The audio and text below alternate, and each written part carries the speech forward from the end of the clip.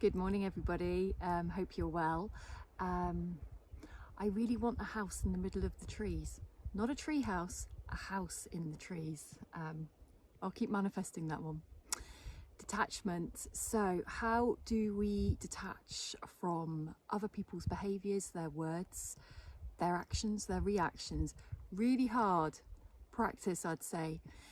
The art of detachment is when we're in a situation with somebody, we might get triggered, we might get fired up, we might get frustrated, we might get emotional, might get angry, might get sad, might get upset.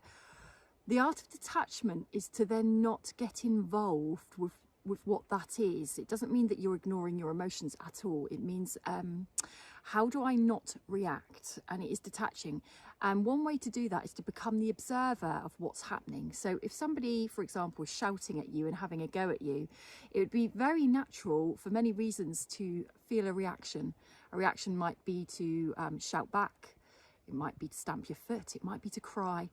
I'm not saying a reaction is bad, but if we're trying to master our emotions and master ourselves more, we get powerful, and the real power in that is to observe what somebody's doing. So one thing I do, rather than focusing too much in that moment on what emotion is coming up on me, in me, I might deal with my emotion like 10-15 minutes later, but I try not to react based on my emotion, because I'll often regret that. So I'll be like, okay, maybe I feel angry, or maybe I feel tearful, and I will look at what the other person is saying or doing to ignite that feeling in me. I own it, it's mine.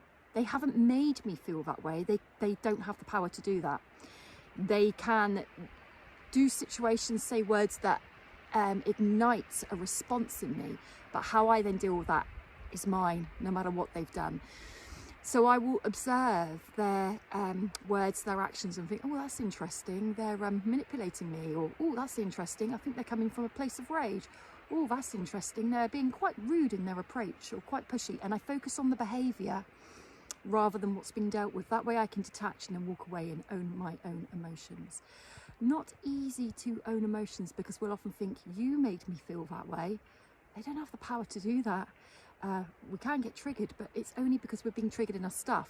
If we can master our emotions enough, we acknowledge our part there. That's my trigger, that's my emotions. And we can see that how the other person is behaving is theirs. And we can observe their behaviour and sort of study it from a theoretical mindset, instead of going, isn't that interesting how they're going about getting their own way?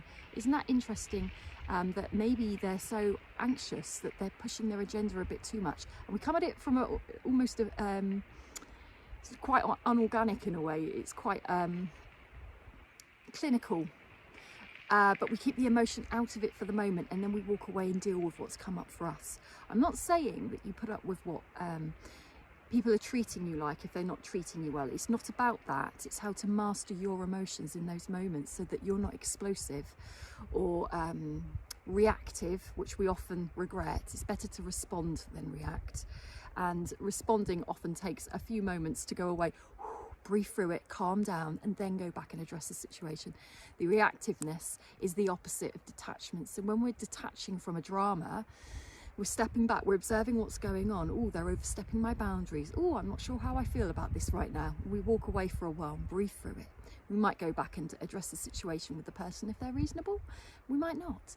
But detaching is not throwing yourself into the story, not throwing yourself into the drama with the other person. It's stepping back away from drama and actually being observant and objective, almost like you're witnessing it. You're not involved in it, going, what's going on between these two people, being myself? What actually is the interaction here, rather than the drama of the story? Not easy. Practice, practice, practice. But that's how you walk away with your head up high, and that's how you learn more about yourself. You reflect on how you acted or how you didn't act. You reflect on what you thought or what you didn't think. You reflect on an emotion that got triggered, and actually, where did it come from 20 years ago that felt familiar now? As always, I'm not claiming to have mastered all that myself. It will probably take me a lifelong practice to get all that in one go, but it's worth knowing. It helps. It keeps your life calm, peaceful, and drama-free. Keep healing.